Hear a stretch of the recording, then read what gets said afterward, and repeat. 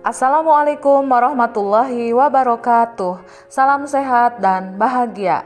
Kali ini bersama Bu Siti Muslihah Kurniawati akan memaparkan terkait materi PPKN kelas 11 tentang sistem hukum di Indonesia. Adapun tujuan pembelajaran yang harus dicapai oleh peserta didik, di antaranya peserta didik mampu memahami makna hukum, ciri-ciri hukum, unsur-unsur hukum, tujuan hukum, sistem hukum, dan unsur-unsur sistem hukum. Berikutnya, peserta didik harus mampu memahami klasifikasi atau penggolongan hukum dan menjelaskan tata hukum Republik Indonesia. Sebelum kita memahami apa itu sistem hukum di Indonesia, alangkah baiknya kita perlu mengetahui apa itu hukum. Menurut Kamus Besar Bahasa Indonesia, hukum diartikan sebagai peraturan atau adat yang secara resmi dianggap mengikat, yang dikukuhkan oleh penguasa atau pemerintah, atau undang-undang, peraturan, dan sebagainya untuk mengatur pergaulan hidup masyarakat.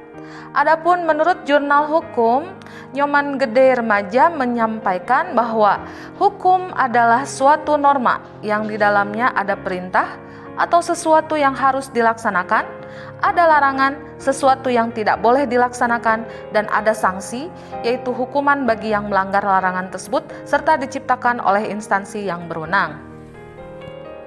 Ciri-ciri hukum ada dua. Yang pertama, adanya perintah dan larangan.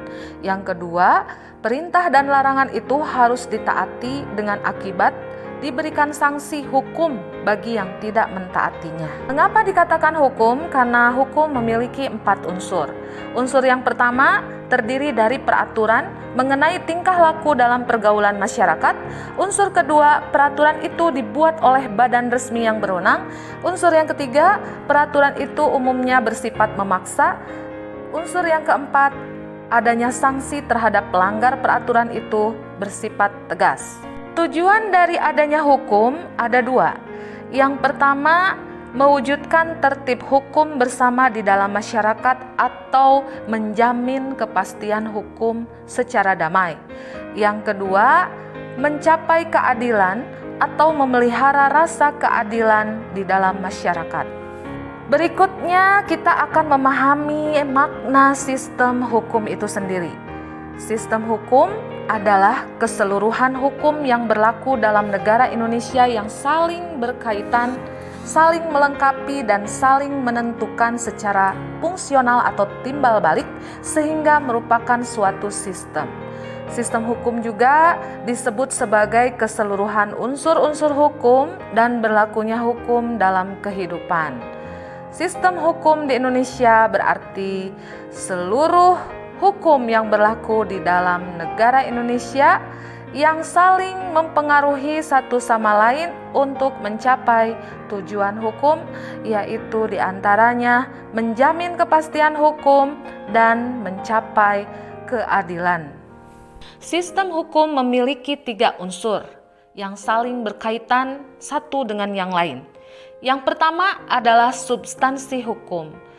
Ini berkaitan dengan peraturan dan ketentuan mengenai bagaimana institusi-institusi hukum berperilaku sesuai dengan aturan. Yang kedua adalah struktur hukum. Ini berkaitan dengan lembaga atau institusi hukum yang melaksanakan dan menegakkan hukum. Yang ketiga adalah budaya hukum. Ini berkaitan dengan kebiasaan dalam praktik hukum yang berlaku yang dilakukan oleh pemerintah dan masyarakat itu sendiri. Ketiga unsur sistem hukum ini sangat mempengaruhi jalannya proses hukum yang ada di Indonesia untuk mencapai tujuan hukum itu sendiri, yaitu menjamin kepastian hukum dan mencapai keadilan. Hukum itu sendiri secara teori diklasifikasi atau digolongkan menjadi beberapa klasifikasi berdasarkan bentuknya, waktu berlakunya, sifatnya, fungsinya, isi atau kepentingan yang diaturnya, dan wilayah berlakunya.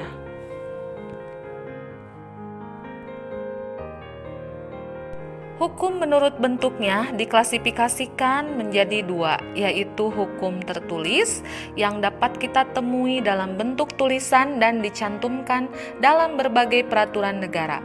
Contohnya Undang-Undang Dasar, Undang-Undang, Peraturan Daerah, dan peraturan perundang-undangan lainnya. Yang kedua adalah hukum tidak tertulis yang masih hidup dan tumbuh dalam keyakinan masyarakat tertentu atau seringkali kita sebut dengan hukum adat, maupun tumbuh juga sebagai praktik ketatanegaraan Indonesia. Contohnya adalah pidato kenegaraan Presiden setiap tanggal 16 Agustus. Hukum menurut waktu berlakunya diklasifikasi menjadi dua, yaitu hukum positif atau ius constitutum yang artinya adalah hukum yang berlaku saat ini. Contohnya Undang-Undang Dasar, Undang-Undang, Peraturan Pemerintah, Peraturan Daerah, dan perundang-undangan lainnya. Yang kedua adalah hukum cita atau ius constituendum yang artinya adalah hukum yang berlaku pada masa yang akan datang. Contohnya adalah rancangan APBN, rancangan undang-undang, ataupun rancangan APBD. Hukum menurut sifatnya diklasifikasi menjadi dua, yaitu hukum yang bersifat mengatur dan melengkapi. Contohnya ada dalam pasal 51 ayat 1 Undang-Undang Nomor 13 Tahun 2003 tentang Ketenagakerjaan.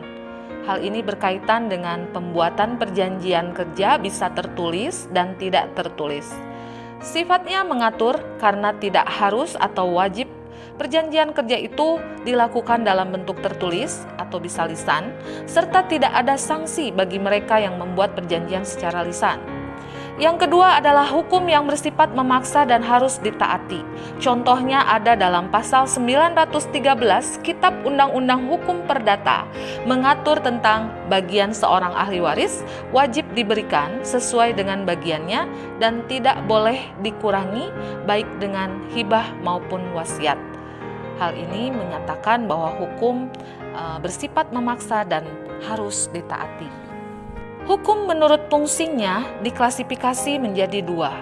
Yang pertama hukum material, artinya hukum yang fungsinya memuat isi hukum, contohnya adalah hukum pidana, hukum perdata, dan hukum dagang.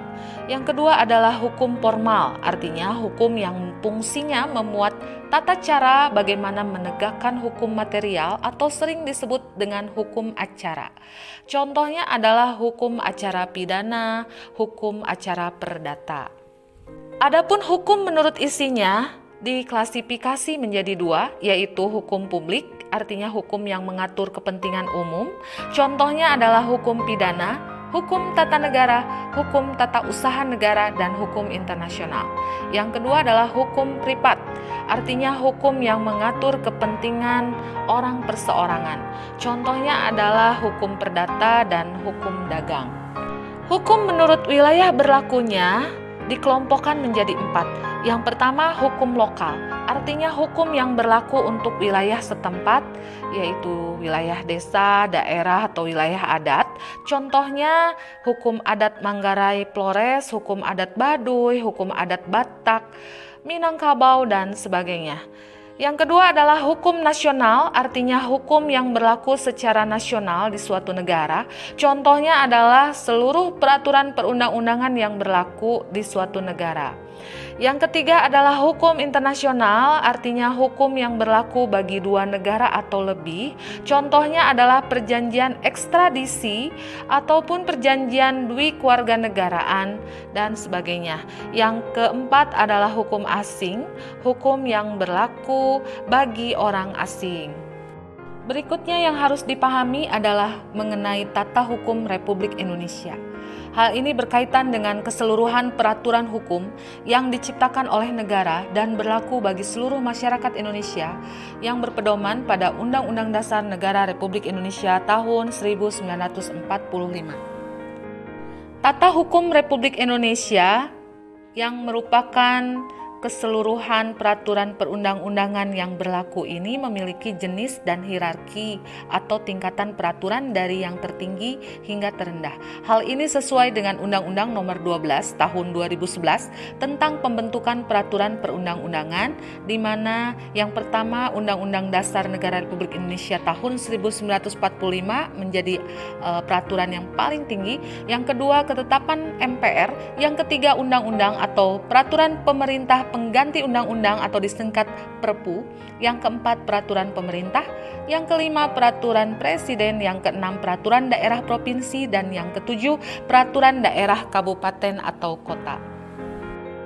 Demikian pemaparan materi tentang sistem hukum di Indonesia. Semoga bermanfaat. Terima kasih. Assalamualaikum warahmatullahi wabarakatuh.